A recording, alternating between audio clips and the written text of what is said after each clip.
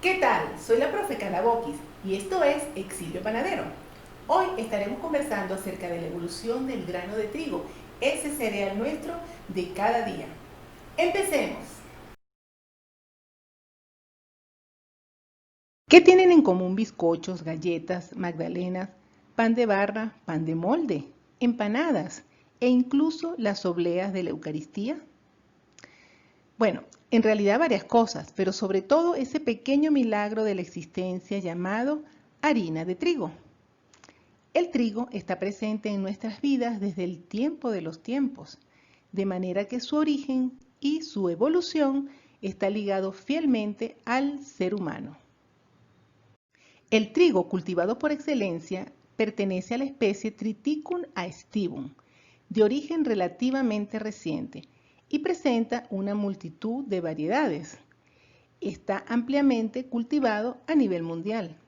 Pertenece a la familia de las gramíneas, así como el maíz, el arroz, la cebada, el mijo, el sorgo, con un ciclo de vida anual y posee una notable y abundante producción de semillas.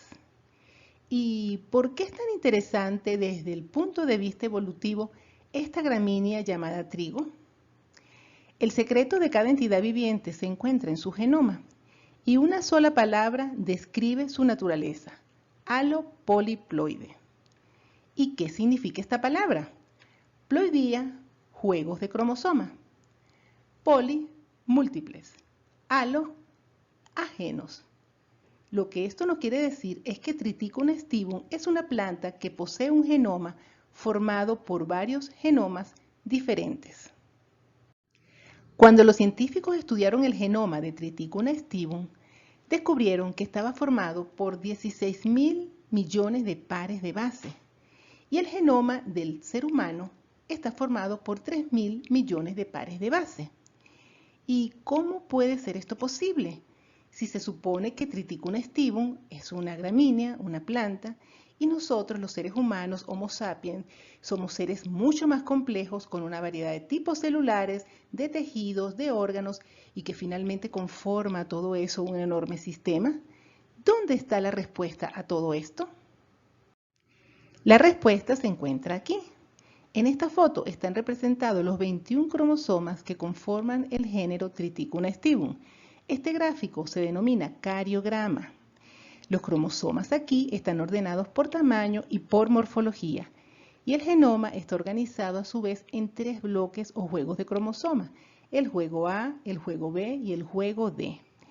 El juego D es el mejor conocido ya que ha sido el más estudiado y corresponde a una especie de maleza denominada Aegilus tauchi, la cual es una hierba originaria de Oriente Medio y Oriente Próximo.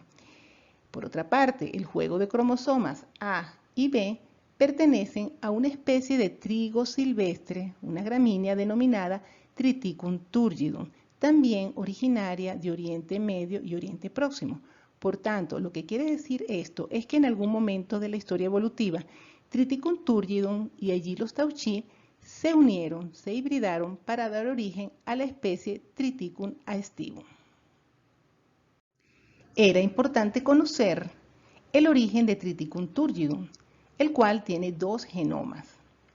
Se descubre que el genoma A pertenece a Triticum urartu, una especie de trigo almidonero antiguo, pariente lejano del trigo, y el genoma B a una especie de hierba de cabras denominada Aegilus speltoides.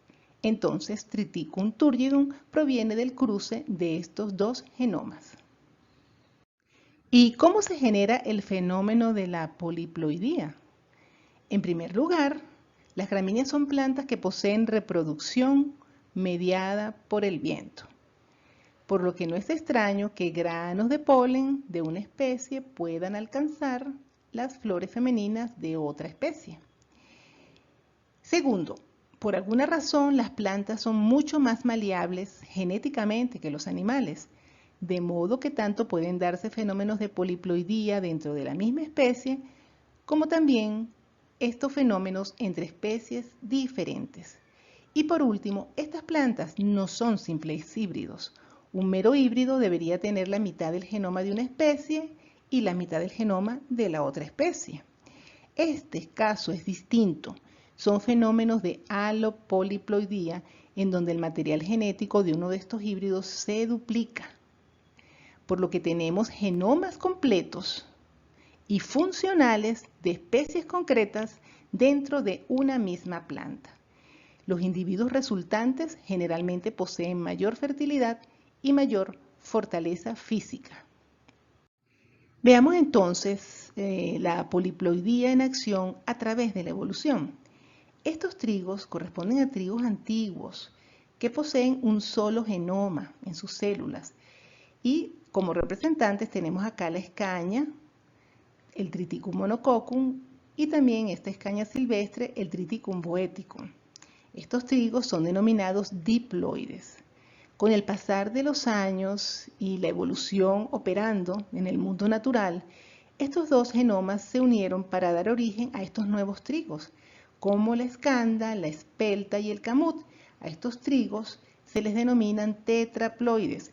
Sigue la evolución operando y ahora se unen estos genomas a un genoma más para dar origen entonces a lo que se llaman los trigos hexaploides, cuyos representantes actuales son dos. Uno es el Triticum durum o trigo duro con el cual se confeccionan las pastas, y el otro es el Triticum aestivum, el denominado trigo harinero común con el cual se realizan todos los productos de panadería en la actualidad. ¿Y qué ventajas trajo toda esta evolución? En primer lugar, semillas abundantes y grandes. En segundo lugar, la aparición de espigas indehiscentes, es decir, no quebradizas, que no se abren al madurar y por tanto no se pierden sus semillas o sus frutos, como sí sucede con las espigas dehiscentes, las cuales son frágiles, se quiebran, se rompen y sus frutos se pierden. La indehiscencia, sin lugar a dudas, trajo una gran ventaja al momento de la cosecha y del rendimiento. Y tercero, son semillas libres de cáscara dura. ¿Y para qué sirvió toda esta evolución? ¿Cuáles fueron todas las ventajas que esto nos trajo? En primer lugar, una mayor plasticidad a distintos fotoperíodos, entendiéndose por fotoperíodo el tiempo diario que un ser vivo se expone a la luz. Durante este periodo de exposición se llevan a cabo diversos procesos en el organismo vegetal que permiten la regulación de su funcionamiento biológico. También trajo una mayor plasticidad y condiciones de vernalización.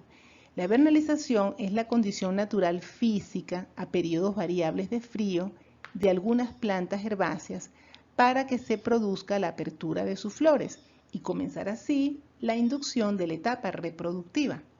La vernalización o cantidad mínima de horas de frío requeridas varía con las distintas especies y genotipos. Todo esto lo que ha hecho es permitirle a esta planta crecer y reproducirse bajo distintas condiciones climáticas. En segundo lugar, estas plantas han desarrollado tolerancia a la salinidad, a los bajos pHs, a la presencia de aluminio y otros metales y a la congelación. En tercer lugar, son plantas que resisten mejor las pestes y las enfermedades. Y por último, todo esto hace que se generen cultivos de grandes rendimientos con un mayor potencial para la elaboración de distintos tipos de productos alimentarios. Espero que esta información haya sido útil para ti y nos vemos en una próxima entrega recién salida del horno.